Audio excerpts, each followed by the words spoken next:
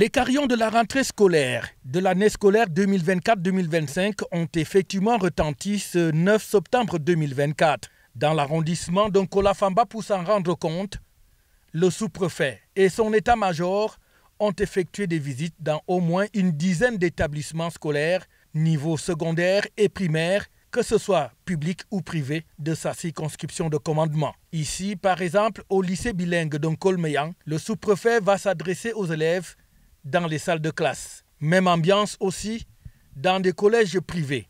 Par exemple, au CEF, où le fondateur s'est dit satisfait de la visite de l'autorité administrative et en a profité pour présenter son établissement. CEF, c'est un établissement bilingue qui avait les deux sous-sections d'éducation. Donc il y a la section anglophone, il y a la section francophone, à partir de la maternelle jusqu'au terminal. Donc on a, là où nous sommes, c'est le primaire. Il y a le collège en haut là, il y a la maternelle, il y a aussi la terminale. Donc on a 4 campus différents qui combattent tous ces départements. Donc CEF, c'est un établissement créé par les enseignants. Donc nous sommes 5, les fondateurs, tous les enseignants. Donc l'effectif, comme vous avez dans les salles de classe, on a bien commencé la rentrée.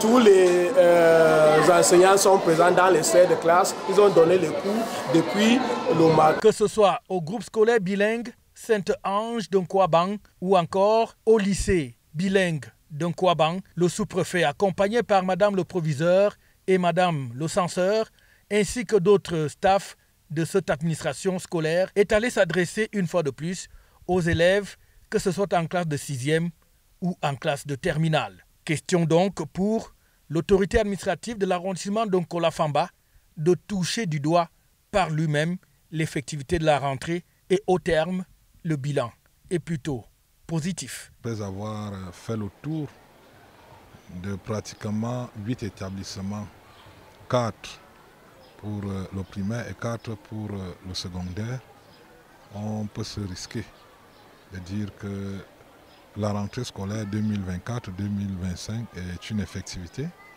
dans l'arrondissement de Nkola-Famba. Vous avez été témoin, tout comme nous, de ce que nous avons trouvé des enfants, des élèves qui ont effectivement démarré la nouvelle année scolaire en prenant des enseignements qui leur étaient dispensés par leurs professeurs au niveau des lycées. Nous avons également constaté qu'au niveau de la présence des enseignants, c'était le carton plein, si j'ai pu m'exprimer ainsi. Les enseignants ont favorablement répondu à l'appel professionnel qui leur était lancé. C'est le lieu d'ailleurs de féliciter tout ce personnel, tous ces enseignants pour leur dévouement et leur sens du devoir. Parce que nous savons par ailleurs que ce n'est pas toujours évident leur métier et qu'on ait beaucoup d'embûches. Mais chaque année, ils sont là à la tâche pour une cause noble, celle de la formation de la jeunesse camerounaise. Ici et là, l'autorité administrative d'Nkola-Famba a souhaité bonne chance, aussi bien aux élèves qu'au corps enseignant, en même temps aux fondateurs d'établissement, pour que cette année scolaire 2024-2025 soit couronnée du succès dans l'arrondissement d'Nkola-Famba. FH News, votre télévision.